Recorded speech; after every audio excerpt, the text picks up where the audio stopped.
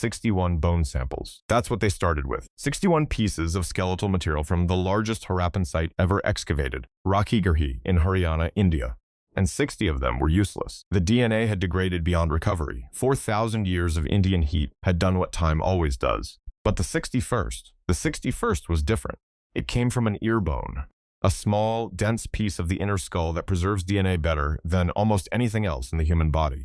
The researchers made over 100 attempts to sequence it, and eventually, from a woman who had been dead for 4,500 years, who was buried facing north, surrounded by clay pots and shell bangles, they got a genome.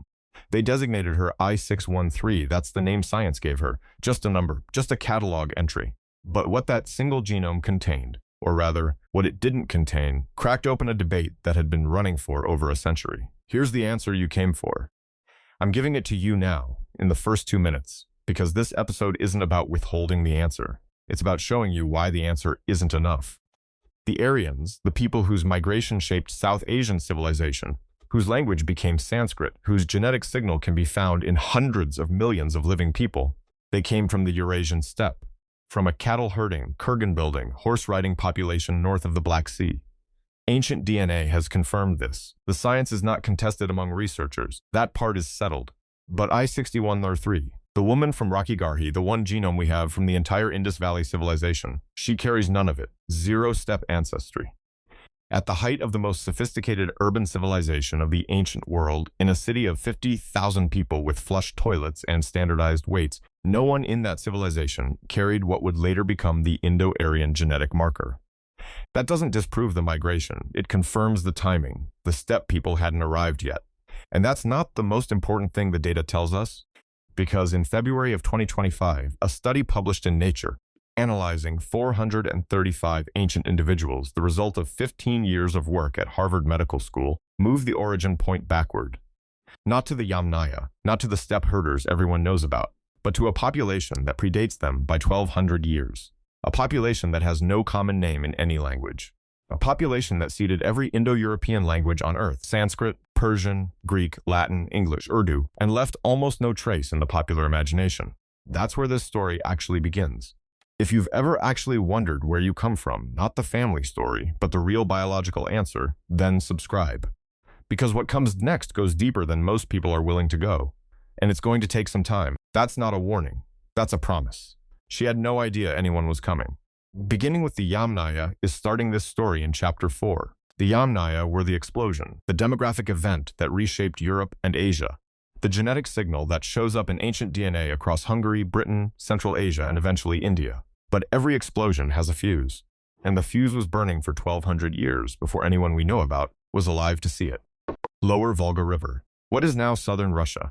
The year is approximately 4,400 BCE, 2,000 years before the first pyramid, 3,000 years before the Trojan War. A genetically distinct population lives along a corridor stretching from the northern foothills of the Caucasus Mountains to a bend in the Volga River. They fish, they hunt, they bury their dead in earthen mounds called kurgans, mounds that archaeologists have been excavating for 2 centuries, often without knowing who built them or why those mounds appeared where they did. Geneticists now call these people the Caucasus Lower Volga population, the CLV. That's not a name from history. It's a name from a laboratory, from ancient DNA. Iosif Lazaridis had been working toward this finding for over a decade. He's a researcher at Harvard University, working alongside Nick Patterson, the archaeologist David Anthony, and one of the most consequential scientists in this entire field, David Reich. In February 2025, they published what their team called the genetic origin of the Indo-Europeans.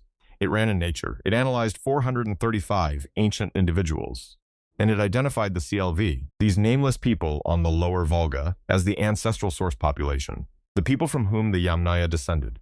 The people from whom, through the Yamnaya, every Indo-European language on Earth ultimately derives. Every language in the sentence I just spoke, every word, traces its origin to those riverbend people. Think about who they were. They weren't a civilization. They had no writing, no cities, probably no metalwork. They were genetically a mixture. Caucasus hunter-gatherer ancestry from the south, mixing with Eastern hunter-gatherer ancestry from the north.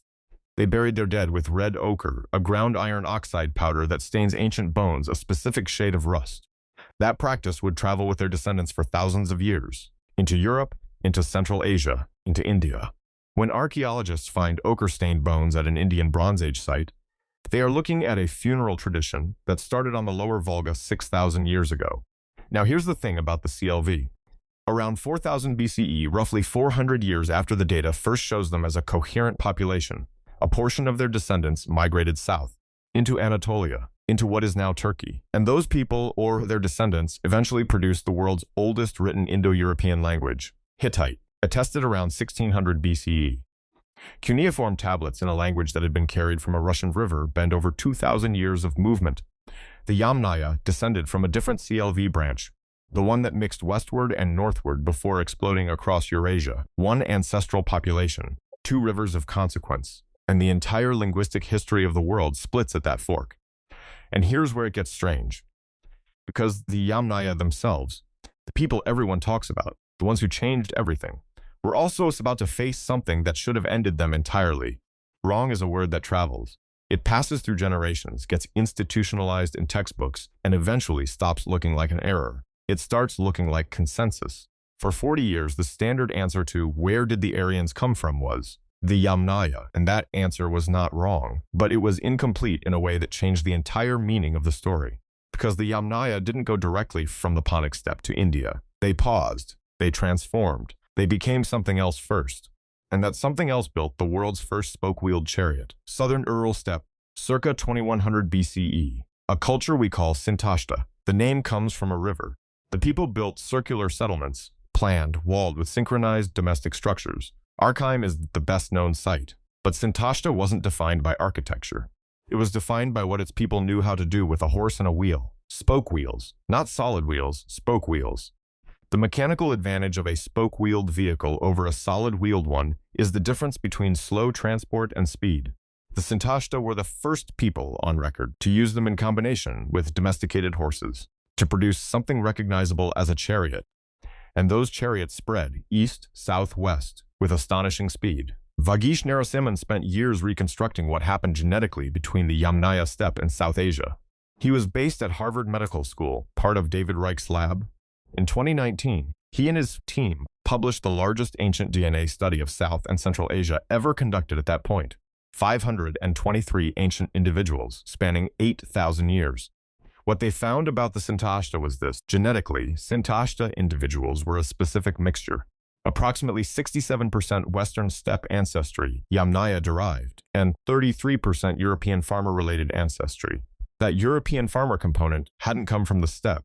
It had come from further west, carried eastward by populations related to the corded ware culture, mixing with Yamnaya-descended groups near the Ural Mountains. The Sintashta are the missing link between a pre-Bronze Age river people and the genetic landscape of modern India. And the proof of that is a single chromosome, the Y chromosome haplogroup R1AZ93. It's found today in 30 to 72% of men in North Indian Brahmin groups, depending on the specific community. It's found at near universal frequency among Sintashta males in the ancient DNA record. It is absent from every South Asian ancient genome that predates 2000 BCE. That marker, that specific patrilineal signal, traveled from the Ural steppe into South Asia. But here's what that journey looked like. What they found next changed everything they thought they knew about this. Because it wasn't a cavalry charge, it wasn't an army, and it wasn't fast. What actually happened was slower, stranger, and far more consequential than the word invasion can possibly describe. Mechanism is the wrong word for what happened next. Mechanism implies design, planning, an intention to expand. What the genomic record actually shows is something more like a near-extinction event that accidentally produced one of the most consequential demographic explosions in human history. Pontic-Caspian steppe. Circa 3500 BCE, the region is occupied by diverse populations, multiple genetic lineages coexisting across a vast grassland. Then, within a few centuries, something happens. Settlements collapse. Populations shrink or disappear entirely. The genetic diversity of the pre-Bronze Age steppe compresses, three distinct clines folding into each other, until the contributing gene pool of what will become the Yamnaya traces back to just a few thousand individuals. A few thousand people. The population of a small neighborhood. David Reich has been working on this question for over 15 years at Harvard Medical School. He's not a man who overstates findings. When he says, and I'm giving you the substance of his exact words here, that it was a village or a couple of villages that expand super dramatically, growing by a factor of 10 or even 100 within a couple of hundred years, He means it literally. The ancient DNA confirms a bottleneck so severe that the most widespread language family on Earth, spoken today by 3 billion people, traces to a founding event smaller than most modern apartment buildings. And then the question becomes, what caused the collapse? What killed the pre-Yamnaya steppe world? The 2025 Lazaridis study doesn't give a definitive answer. Climate shift is possible. But there's something else in the data. Yersinia pestis, the bacterium responsible for plague, has been recovered from Bronze Age steppe remains. Not the medieval form, the one that spread through fleas and killed a third of Europe. This was an earlier variant, slower, possibly pneumonic, possibly spreading person to person across a population with no prior exposure and no resistance. That number stopped me cold. The oldest confirmed ancient DNA sample of Yersinia pestis dates to around 2800 BCE. The earliest known outbreak in recorded history, the plague of Justinian, is from the 6th century CE. That's more than 3,000 years of plague in the human record before the first documented epidemic. 3,000 years during which it may have been quietly reshaping which population survived. The hypothesis, and it is a hypothesis, the data doesn't confirm it absolutely, is that the Yamnaya didn't expand because they were powerful. They may have expanded because everyone else was already dying, and they survived because of something in their immune biology that we don't fully understand yet. Every person alive today who speaks an Indo-European language, English, Hindi, Persian, Greek, Spanish, Bengali, is the demographic echo of that bottleneck. Billions of people are alive because a few thousand people survived something terrible on a steppe that is currently, right now, a war zone. The Yamnaya didn't know what they were about to become, but they were about to become everything. Walking is the wrong word for what the Yamnaya did to Europe. What the archaeological record describes, and what the ancient DNA confirms in numbers that are still difficult to absorb, is something that has no peaceful parallel in the human story. Not an invasion, not a migration. Something that looks, from the genetic evidence alone, like near-total demographic replacement of the male population across an entire continent, Iberia, far southwestern Europe. Circa 2500 BCE, the people living there had built the megaliths, massive ceremonial monuments, some of the largest stone structures on Earth at that time. They had been farming and trading along the Atlantic coast for thousands of years. They had a culture. They had lineages going back 40 generations. Within 500 years of Yamnaya-related populations arriving, those lineages, in the male line, were effectively gone. Íñigo Alalde worked on this at the Institut de Biologia Evolutiva in Barcelona. In 2018, he and David Reich's team published a study in Nature analyzing 400 ancient individuals from the Iberian Peninsula. They found that Yamnaya-derived ancestry replaced approximately 40% of the region's total genetic composition within a few centuries. Significant. But that's not the number that defines the finding. The Y chromosome replacement approached 90%. 9 out of 10 male lineages in Iberia gone, replaced by steppe-derived ones, in a period that left almost no archaeological signature of violence. And here's what makes that finding so strange. The autosomal DNA, the ancestry you inherit equally from both parents, shows 40% replacement, but the Y chromosome, which passes only from father to son, shows 90% replacement. Those numbers don't match, and the only explanation that fits the genetic math is a social one. Male descendants of the steppe migrants had consistent multi-generational advantages, whether social, economic, political, or some combination, that allowed them to father more children with local women than local men were fathering. For centuries, across an entire continent, David Reich put it plainly, this expansion cannot have been entirely friendly. A man living in Portugal today, if he carries a Y chromosome haplogroup called R1b, almost certainly traces his direct patriline to that steppe migration. Not to the man who built the megalith. Not to the farmer whose ancestors had lived on that coastline for 5,000 years. To someone who arrived from the northeast, probably speaking a language no one in Iberia had ever heard, carrying a genetic advantage whose nature we can only infer. The man who built the megalith, his direct male descendants, if any survived, are statistically most likely to be somewhere in Central Asia today. Not in Iberia. They had no idea it was happening. And that, it turns out, was about to happen again, on a different continent with a different civilization, in a different millennium. Erased is not the word the genomic record uses, because the steppe migrants didn't erase what came before. They layered over it. And to understand what that layering looks like in practice, to understand what the migration through Central Asia actually passed through, you need to spend a moment with one of the most sophisticated civilizations nobody ever tells you about. Northern Afghanistan, southern Turkmenistan, 2nd millennium BCE. an urban civilization called the Bactria-Margiana Archaeological Complex. The BMAC occupies a string of desert oases fed by rivers descending from the Hindu Kush and the Pamir ranges. Its largest city, Gonur Tepe, has palaces, fire temples, drainage infrastructure, and long-distance trade connections reaching all the way to Mesopotamia. The BMAC had seals, metalwork, and what appears to be a sophisticated administrative culture. By every meaningful measure, it was one of the great civilizations of the ancient world, and genetically, it had nothing to do with the steppe. Narasimhan's 2019 science study established this clearly. The main BMAC population descended from Iranian farmers who had been in the region since the Neolithic. No steppe ancestry, no Yamnaya signal. These were not Proto-Aryans. They were something older and, in many ways, more complex. A civilization built on an agricultural foundation that traced its origins to the Iranian plateau thousands of years before the first Sintashta chariot was ever built. But here's what the data also shows. In the outlier individuals at BMAC sites, people buried slightly outside the main cemeteries, people who genetically didn't fit the local pattern, you start to see it. The steppe signal. Sintashta-derived ancestry, filtering southward through Central Asia, appearing in the margins of the BMAC world before the BMAC itself had any idea it was there. The BMAC was the genomic gateway. The steppe people didn't conquer it. They passed through it, like water borrowing a riverbed it didn't carve. And here's the thing about that passage.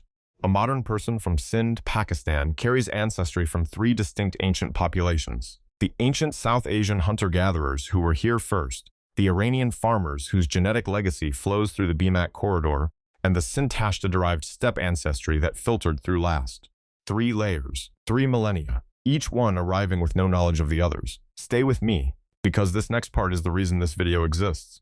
Because the main population of the BMAC, the people who built Gonur Tepe, who traded with Mesopotamia, who practiced those fire rituals, they didn't substantially replace or displace the people heading south from the steppe.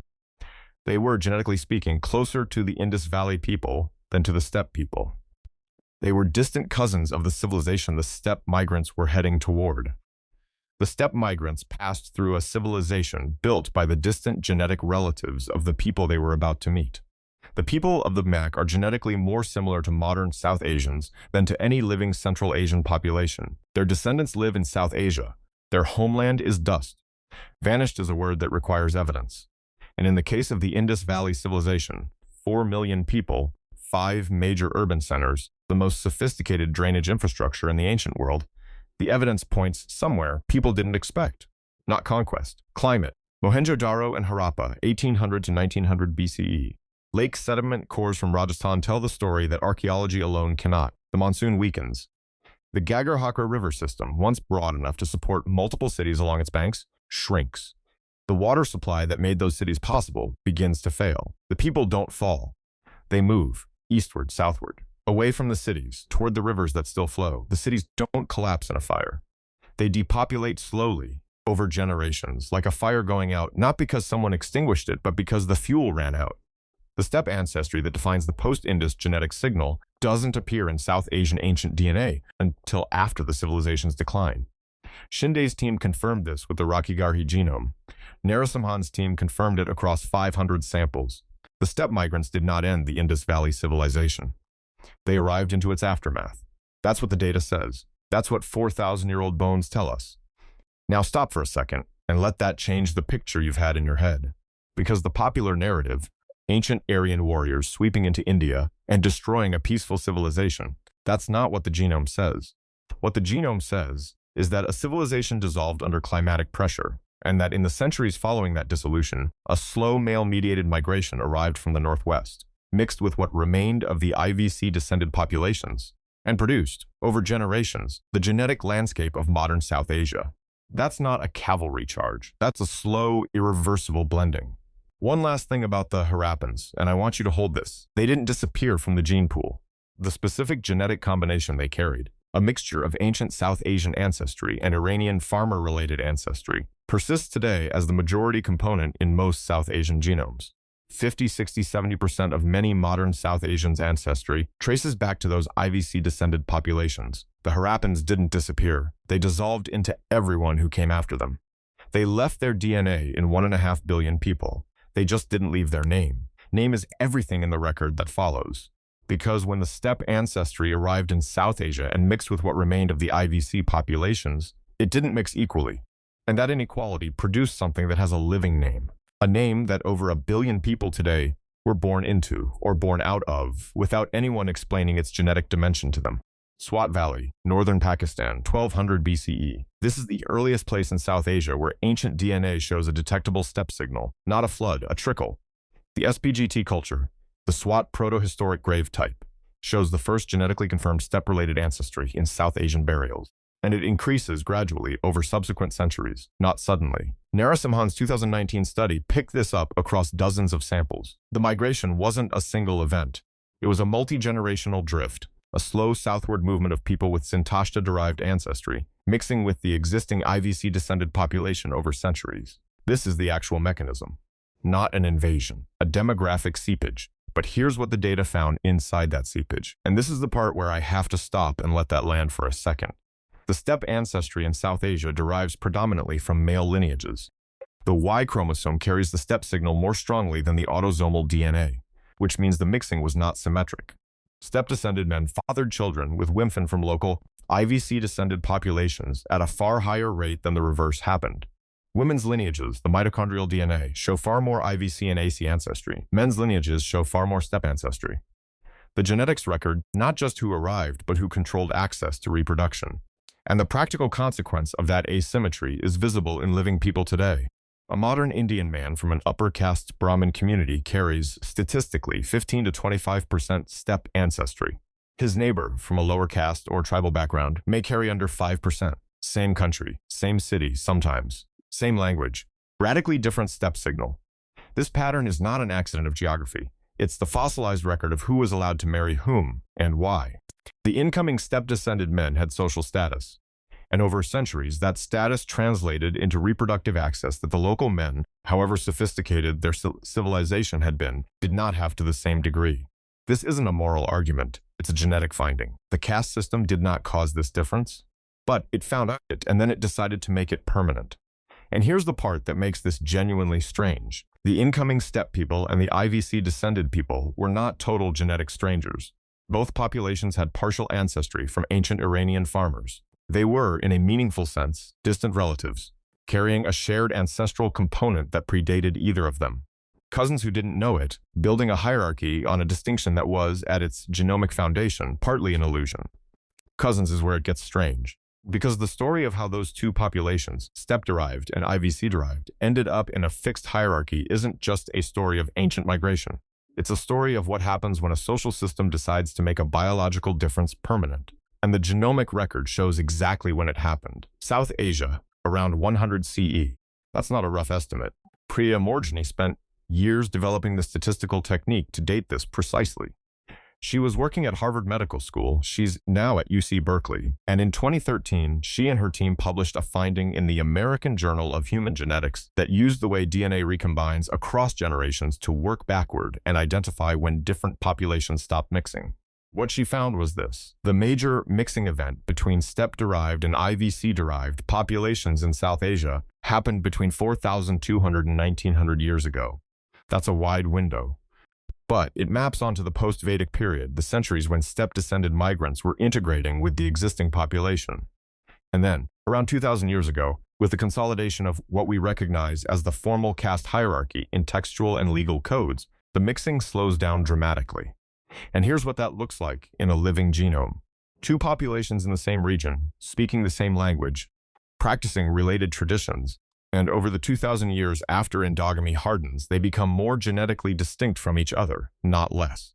A Brahmin man in North India today and a Dalit man from the same village now show genetic distances comparable to the distances between distinct European ethnic groups, not because they evolved separately, because a social system prevented them from mixing for 100 generations. 3,000 years of enforced endogamy written into chromosomes. The DNA and the Sanskrit legal texts describe the same event, from two completely different angles. The texts describe the rules that prevented mixing. The DNA describes the biological result of those rules. Neither tells the full story. Together, they tell something that should be impossible to look away from. The fault line between high and low steppe ancestry in South Asia is not historical. It is present. Every generation born into the caste system since roughly 100 CE has deepened the genetic distinction that the migration created in 1200 BCE. The steppe migration is not over. It is being reproduced in living bodies by every endogamous marriage, and no one decided this. That's the part that's hard to hold. No single person designed it. It emerged from a social structure that found a biological difference and used it. And the using of it, for 2,000 years, made the difference more real, not less. Actually, hold on. Before we go further, I want to know something. If you're South Asian, or if you've ever taken a genetic ancestry test that showed your regional breakdown, has your family ever discussed where you actually come from genetically?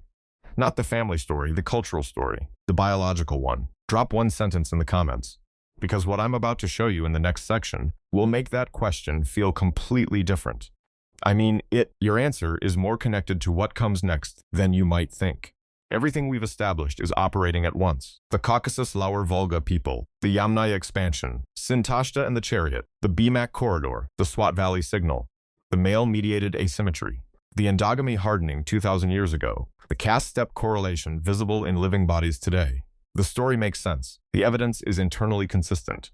The science is robust. And if this were a different kind of documentary, this is where the music would resolve and someone would tell you what it all means.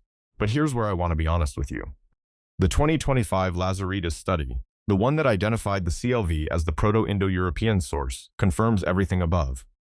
And then, in a finding that didn't make most of the headlines, it adds one more layer. A layer that doesn't close the story. It opens a door behind the door.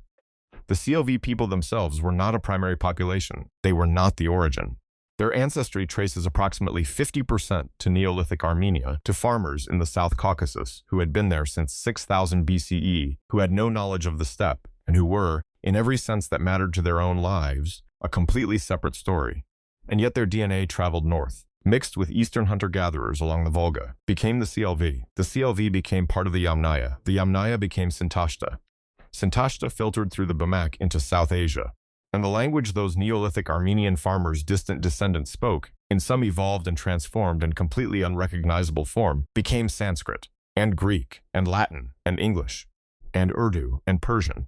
They grew wheat in the South Caucasus 8,000 years ago, and their DNA is in this sentence. And here is what that means for the central question of this entire episode. We don't know what moved them northward. We don't know the cultural or climatic trigger that pushed Neolithic Caucasian farmers into the steppe corridor, where they would eventually mix with hunter-gatherers and produce the CLV. The genetic record identifies the migration. It cannot explain the motive. The origin of the origin is still missing. What they found next changed everything they thought they knew about this. Because the question isn't just where did the Aryans come from? The deeper question is, what were the forces that set this entire cascade in motion? And the 2025 study, the most comprehensive ancient DNA analysis of the Proto-Indo-European world ever published, cannot fully answer it. The story just moved backward 1,200 years. And there's still a door we can't open. The mountains kept a different kind of record, not in kurgans, not in ancient genomes extracted from burial sites. In something simpler, the persistence of populations that the steppe migration passed around rather than through. The South Caucasus, modern Armenia and Georgia. When researchers run genetic analysis on living Armenian populations and compare them to the ancient Neolithic Armenian farmers identified in the 2025 Lazaridis study, the ones who contributed 50% of the CLV's ancestry, the overlap is striking. The mountains didn't move. The population, in a meaningful genetic sense, largely stayed. Lazaridis and his colleagues documented this across multiple studies going back to 2022 in Science. Mountain communities in the Caucasus, the Zagros, and the Hindu Kush consistently show far less Bronze Age steppe admixture than surrounding lowland populations. The steppe migration moved along lowland corridors. It flowed through river valleys and plains. The mountains deflected it. And what that means is this. A living person in Yerevan today carries DNA that a researcher in Cambridge can trace to a Neolithic farming village 8,000 years ago. Not approximately, not metaphorically. A specific genetic profile preserved in the mountains while the descendants of other members of that same ancient population were spreading Sanskrit across the Indian subcontinent. She is not a symbol of anything. She is a person living her life, and her genome contains a record of something that happened before writing, before metal, before the wheel. Something that most people alive in the world today have no idea they are connected to. We're well past the halfway point in this story, and I want to make sure you have this before we go further. The core finding so far, in the simplest language I can give it, every Indo-European language on Earth, spoken by 3 billion people, traces through the Yamnaya, through the CLV, and back to a mixing of Neolithic South Caucasian farmers with Eastern European hunter-gatherers more than 6,000 years ago. That mixture was not planned. It was not a civilization with a mission. It was people moving because people move. And what they accidentally produced is still in your mouth every time you speak. Hold that, because what I'm about to tell you changes its political meaning entirely. The 19th century linguist who first noticed the connections between Sanskrit and Greek and Latin called the people who must have spoken the original language Aryans. And within a century, that word had been used to justify industrialized genocide. But here's what the genomic record now says with absolute clarity. There was no pure source. There was never a pure source. The Proto-Indo-Europeans were themselves a mixture of Caucasian farmers and Eastern European hunter-gatherers, of people who had been blending for thousands of years before the word Aryan was ever invented by anyone. The entire concept of Aryan racial purity is not just historically evil, it is genomically impossible. The people who were supposedly the pure race were, at their genetic foundation, a mixture that makes the concept of purity a category error. And here's the thing about the living populations who carry the deepest ancestral connections to those Neolithic farmers. The mountained communities of the Caucasus, the Dravidian speakers of South India, the tribal populations of the subcontinent who carry 70% ancient ancestral South Indian ancestry. They were never part of the purity myth, and yet they carry the oldest layers of the story. The record has a gap, and that gap is where ideology lives. I want to be very precise about this, because precision is the only thing that separates science from the weaponization of science. Berlin, 1935. The SS establishes the Ahnenerbe, the Ancestral Heritage Institute. Its mission is to find the archaeological and biological evidence for a pure Aryan racial lineage. They fund expeditions to Tibet, the Caucasus, South Asia. They measure skulls, they take photographs, they publish papers in scientific journals. And every single finding they produced was, by the standards of modern genomics, worthless. Not because the researchers were all incompetent, but because the tool they were using has no power to detect what they were looking for. Physical anthropology, craniology, skull measurement, none of it can tell you which population a person belongs to. None of it can detect a migration. None of it can trace ancestry. They were using a broken instrument to find something that didn't exist. David Reich at Harvard Medical School has been direct about this. The ancient DNA record categorically dismantles the concept of Aryan racial purity.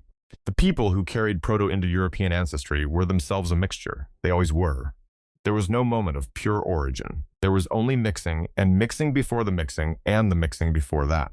As Reich has put it, there are all sorts of mixtures and movements from places that these myths never imagined. And it teaches us that there is really no such thing as purity. Now, and this is the part that carries a specific irony that the data cannot soften, the civilization most commonly blamed for spreading Aryan supremacy in modern nationalist discourse is the Yamnaya-descended steppe migration. But the people who invented the purity mythology, the 19th century European linguists and 20th century German ideologues, were themselves the descendants of the populations the Yamnaya replaced. The megalith builders, the European Neolithic farmers, the people whose male lineages were 90% replaced in Iberia, the mythmakers were the replaced. They built a supremacy narrative around the ancestry of the people who had displaced their own ancestors. The genomics doesn't soften that. It just states it. And there's a second version of this misuse that's happening right now in the 21st century. In April 2023, India's government revised a grade 12 history textbook to present the Rakhigarhi findings, specifically that the IVC woman Iswantwanthuri had no steppe ancestry, as undermining the migration theory. That is a direct misrepresentation of the published findings. The Rakhigarhi genome confirms the timing of the migration. It confirms that the steppe ancestry arrived after the IVC peak. It does not, and I want to be clear, it does not contradict the migration. Dr. Gyaneshwar Chaubey at Banaras Hindu University in India said it plainly to Science magazine in 2024. Scientists are not confused. Politicians are. The science is not contested among researchers. The political use of the science is deeply contested, and those are not the same thing. Real is where we return. Here's what real looks like at scale. No metaphor, no elaboration, just the record. 4,400 BCE, the Caucasus Lower Volga people exist. Population, tens of thousands at most. Geographic range, roughly 500,000 square kilometers. Languages spoken, unknown. Writing, none. 3,300 BCE. Yamnaya expansion begins, contributing gene pool on the eve of that expansion, a few thousand individuals. Three genetic clines collapse into one. 3000 BCE, the Yamnaya at maximal extent. Hungary to Kazakhstan, 3,000 kilometers of steppe covered in under 300 years. 2500 BCE, Western European male lineage approaching 90% replacement in Iberia. The megalith builders' Y chromosomes gone. 2100 BCE, Sintashta emerges near the Urals. The world's first spoke-wheeled chariots, fire ritual pits, horse sacrifice. The archaeological signature of what will become Vedic culture. 1900 BCE, the Indus Valley Civilization begins to empty. 4 million people dispersing. Climate, not conquest. 1800 BCE, first steppe ancestry outliers appearing at BMAC sites. The corridor is open. 1200 BCE, first detectable steppe ancestry in the Swat Valley. South Asia receives the signal. 600 BCE, Sanskrit Vedic texts written down. The language of Sintashta descendants, 1500 years removed from the Ural steppe, is codified in a new continent. 100 CE, endogamy hardens in South Asia. Caste groups begin to genetically diverge from each other. The gate closes. 2019 CE, one genome from Rakhigarhi, I6113, no steppe ancestry. 2025 CE, 435 ancient genomes analyzed. The CLV identified. The origin moved backward 1200 years. Neolithic Armenian farmers named as the source of the source. Today, 3 billion Indo-European language speakers, 40% of the world's population. All of them the demographic descendants of a few thousand people who survived something we cannot name in a place currently at war 5,300 years ago. We're 45 minutes in. What comes next is why those 45 minutes were necessary. War is where the steppe story ends and the cultural story begins. Because the Sintashta-derived migrants who filtered through the BMAC and into South Asia didn't just bring a genetic signal. They brought specific ritual technologies. And those technologies didn't disappear when the migration ended. They transformed. There is a fire ritual called Agnihotra performed in modern India. 5 priests, a rectangular pit, specific woods, specific measurements, specific mantras in Sanskrit that have been transmitted orally for 3,000 years without interruption. This is not a reconstruction. This is a living practice. Now, Sintashta burial sites in the southern Ural steppe, dated to 2100 to 1800 BCE. The archaeologists find fire pits, rectangular, standardized dimensions, matching, with remarkable fidelity, the specifications described for the Vedic ritual fire altar, the Vedi, in the Rig Veda, composed in South Asia over 1,000 years later. David Anthony, an archaeologist at Harvard University, who has spent his career on this exact intersection of archaeology and linguistics, has documented these correspondences in detail.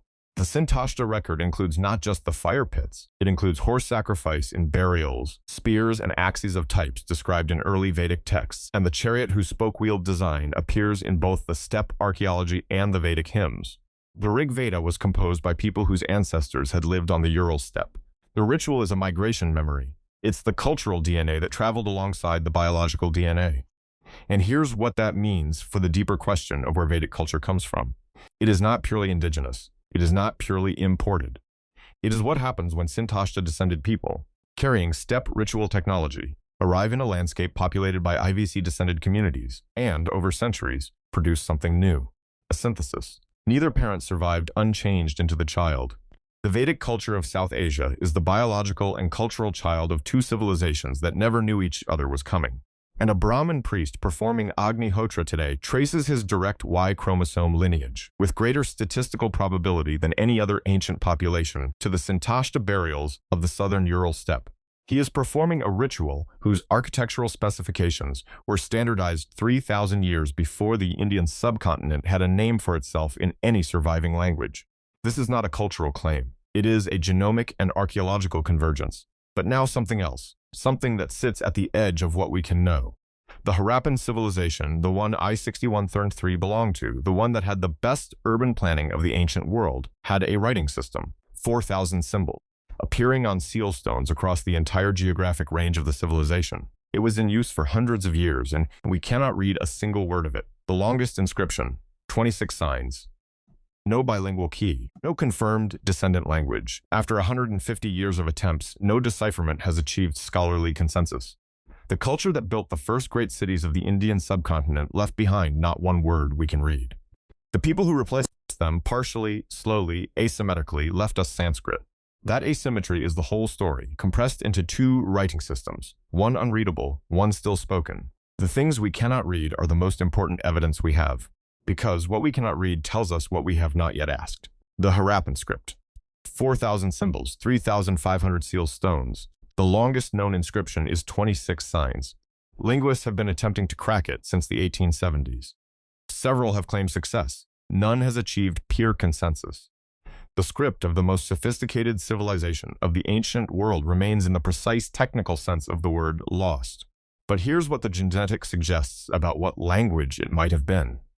Narasimhan's 2019 study established something important. The IVC people, the Harappans, carried the genetic combination that modern Dravidian-speaking populations show more clearly than Indo-European-speaking populations. The Aussie and Iranian farmer mix that characterized the Rakhigarhi woman is present in higher proportions among Tamil, Telugu, Kannada, and Malayalam speakers than among Hindi or Sanskrit-adjacent populations. The Finnish scholar Asko Parpola at the University of Helsinki has spent decades arguing on linguistic grounds that the Harappan language was Proto-Dravidian. He's not alone. The Indian epigrapher Iravatham Mahadevan made similar arguments throughout his career. The argument remains a hypothesis. The script is not deciphered, but the genetic evidence is consistent with it. The people genetically most similar to the Harappans are the Dravidian speakers of South India, which means the language spoken in the largest civilization of the ancient world may survive today. Not in Sanskrit, not in any Indo-European tongue, in Tamil, in Telugu, in the mouths of 250 million people who have no idea they might be speaking an echo of Mohenjo-Daro. A Tamil grandmother in Chennai, teaching her granddaughter a song using words whose roots linguists trace to Proto-Dravidian. She doesn't know this. The granddaughter doesn't know this. The grandmother is the archive. She is carrying something she was never told she was carrying. Now, I want to be careful here, because I want to be honest with you. The Harappan script connection to Dravidian languages is a scholarly hypothesis, not a confirmed fact. The script remains undeciphered. The genetic correlation is real. The genomic similarity between IVC-descended populations and modern Dravidian speakers is documented. But the linguistic claim requires more than genetic proximity. It requires reading the script, which no one has yet done to the satisfaction of the field. What the genetics does confirm is this. The people with more Harappan ancestry tend to speak Dravidian languages. The people with more steppe ancestry tend to speak Indo-European ones. That correlation has a 3,500-year material basis. And there's one more layer here, the deepest one. Beneath the Harappan genetic signal, beneath the Iranian farmer ancestry, beneath the steppe migration, there is a component of South Asian ancestry that predates all of it. The ancient ancestral South Indians, the Sasi. People who arrived in the subcontinent more than 40,000 years ago and whose genomic signature persists today in some tribal populations at levels above 70%. They built nothing that survived. They left no text. They have no name in any ancient source. But they are still there, in the bones of every person who has ever called the Indian subcontinent home. Older than agriculture, older than cities, older than language as we understand it. They were here first. And some part of you, if your ancestry connects to this part of the world, came from them. There is where politics decided to look. And when politics looks at science, it tends to see what it came to find. I want to walk you through what has happened to this science in the political arena, not because it's a scandal, but because understanding the gap between what the data says and what some institutional actors want the data to say is part of understanding why this episode needed to exist. In 2019, when the Rakhigarhi findings were published, many Indian media outlets reported that the study proved there was no Aryan migration. That headline was factually incorrect. The finding proved that the Indus Valley Civilization woman had no steppe ancestry, which was already the expected finding because the migration is dated to after the IVC peak. The absence of steppe ancestry in a 2500 BCE IVC individual is entirely consistent with the migration hypothesis. It confirms the timeline. In April 2023, India's government-revised grade 12 history textbook presented that same finding as undermining the migration theory. This is a direct misrepresentation, not a matter of interpretation. A misrepresentation. And yet there's an active Indian government-funded ancient DNA project currently underway. Researchers from the Birbal Sahni Institute for Paleosciences and other institutions working to generate new South Asian ancient DNA data. Science magazine reported on this in November 2024. The researchers involved expect their findings to confirm steppe ancestry entered South Asia during the 2nd millennium BCE, which is the current consensus, which has always been the consensus among researchers. Dr. Gyaneshwar Chaubey at Banaras Hindu University told Science, "Scientists are not confused. Politicians are." I want to be clear about something. The researchers who are doing this work, Indian, American, European, are not enemies of any culture or tradition. Vagish Narasimhan is South Asian. His own ancestry is in the data he's analyzing. He published what the data showed. That's not a political act. That's science. The data does not tell any culture that it is inferior or less ancient or less legitimate. The data tells all cultures that they are more mixed, more ancient in complex ways, and more connected to unexpected sources than any nationalist narrative can accommodate. That's what makes it politically inconvenient, not what it says about any one group. What it says about the concept of a pure group. There is an active Indian ancient DNA project whose full results have not yet been published. Whatever those results say, they will arrive into one of the most politically charged scientific debates on Earth. The researchers involved know this. They are publishing anyway. Arrival is what we've been tracing this whole time, but arrival requires survival. And the survival event at the root of this entire story was so narrow, so contingent on specific factors that could easily have been otherwise, that its scale deserves its own moment. Let me take you back one more time to the Pontic-Caspian steppe. 3500 BCE, 3 distinct genetic clines are present, diverse populations across a vast corridor. And then something, climate shift, plague, or a combination we don't fully understand, collapses that diversity. The 3 clines fold into each other, the gene pool compresses, and the founding population of the Yamnaya, the group from which the entire Indo-European expansion will descend, traces back to just a few thousand contributing genomes. The 2025 Lazaridis study confirms this. The diversity of the pre-Yamnaya steppe world was not just reduced, it was concentrated into what geneticists call a founder effect. A specific small group, distinguished by their genetic composition, possibly by immunity, possibly by proximity to newly domesticated horses, possibly by something we cannot yet name, became the sole ancestral contributors to the post-Yamnaya world. Every person alive today who speaks an Indo-European language exists because of what happened on that steppe between 3500 and 3300 BCE, not as metaphor. Every word in this sentence, the vocabulary, the grammar, the phonological patterns, descends from that bottleneck. This is not ancestry. This is contingency. If the winter had been different, if the population with immunity had been smaller, if the horse domestication had happened 200 years later, or 200 kilometers east, where the corridors into Europe and Asia were less accessible, any of those alternatives, and the language you are watching this in, does not exist. English doesn't exist. Hindi doesn't exist. Sanskrit doesn't exist. Latin, Greek, Persian, Bengali, the entire Indo-European family, 3 billion living speakers gone before the first word was ever spoken. That's how close it was. And here's what makes this sit in the stomach rather than just the mind. The steppe that holds the physical remains of that bottleneck event, the kurgans, the ancient DNA samples, the archaeological sites, is in modern Ukraine and southern Russia. The war currently being fought over that territory is being fought on top of the genomic origin of 40% of the world's population. David Anthony, the archaeologist at Harvard, who co-authored the 2025 Nature study, said it plainly. Where the worst of the fighting is happening right now, that's the Yamnaya homeland. The language you're hearing these words in is a direct product of what happened there. That's not a metaphor either. Watching is what one person decided to do with all of this. His name is Vagish Narasimhan, and his own DNA is somewhere in the story he has spent his career documenting. He grew up in India. He did his doctoral work at Harvard Medical School in David Reich's laboratory. He is now a faculty member at the University of Texas at Austin. And he is the co-first author of what was, at the time of publication, the largest ancient DNA study of South and Central Asia ever conducted. 523 ancient individuals. 8,000 years of population history, published in Science in 2019. Here's what makes his position unusual.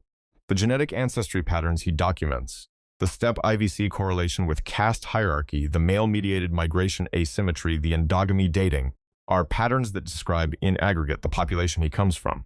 His own genome, if analyzed in the same framework as his research subjects, would show some proportion of those same 3 components.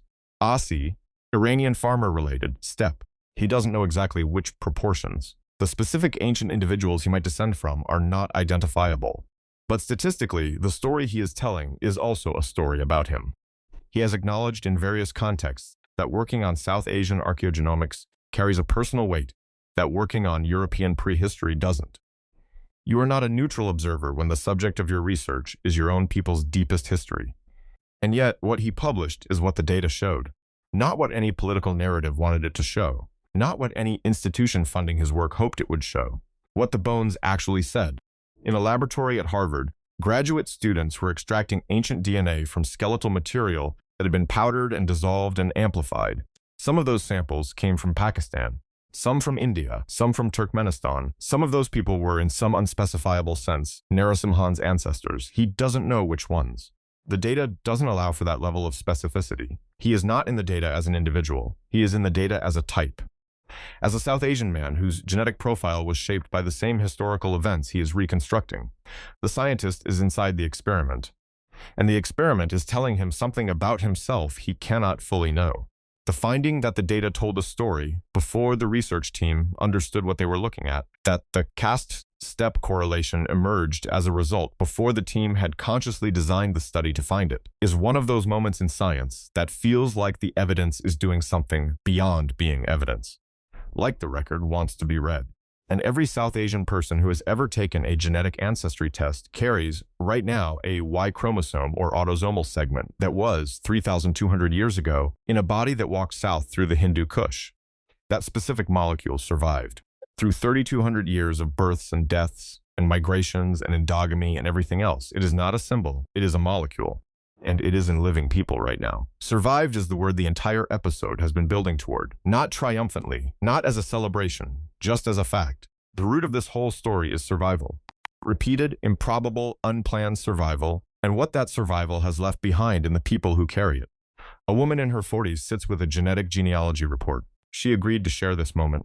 She's South Asian. She reads the numbers without expression. 17% steppe-related ancestry. 41% Iranian farmer-related, 42% ancient ancestral South Indian. She looks at the percentages for a moment, then she says, "This is history, it is. But it's also more specific than that. Those three numbers are three migrations. The 42% IC component arrived in South Asia more than 40,000 years ago. The 41% Iranian farmer-related ancestry arrived approximately 6,000 to 8,000 years ago, flowing through the BMAC corridor. The 17% steppe component arrived approximately 3,200 years ago, filtered through Sintashta and the Hindu Kush passes.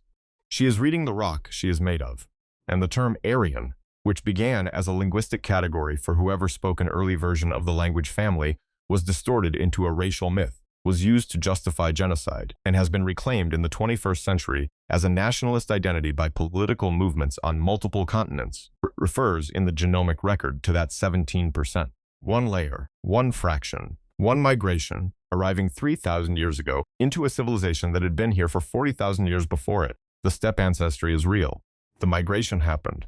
The genetic signal is in living bodies, but it is 17% of the story, not the whole story. And the nationalist ideologies that have wrapped themselves around it, in every direction, claiming the migration either proves cultural primacy or proves it didn't happen, are fighting over a fraction while ignoring the majority. 42% is the oldest layer. 42% is the ancient ancestral South Indian component. The people who were here first, the people who have no name in any ancient text, the people who built nothing that survived and yet are, genetically, the majority of the modern South Asian genome. If you're South Asian and you're reading the rock you're made of, they are most of you. The genetic ancestry test doesn't tell you who you are. It tells you where you have been. That is a different kind of knowledge, more vertiginous, less comfortable, and I think more honest than any story that tells you your past was pure or simple or pointed only in one direction. Layers is the wrong metaphor.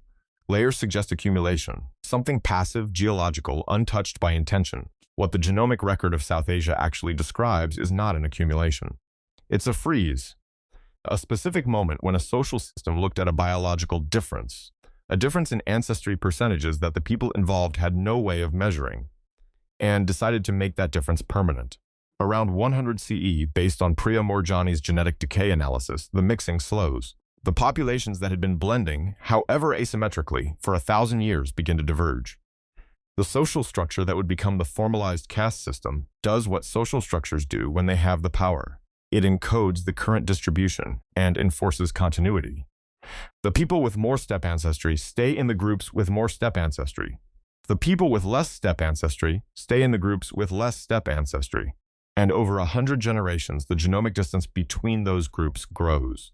Three findings converge here, and they don't leave room for a comfortable interpretation.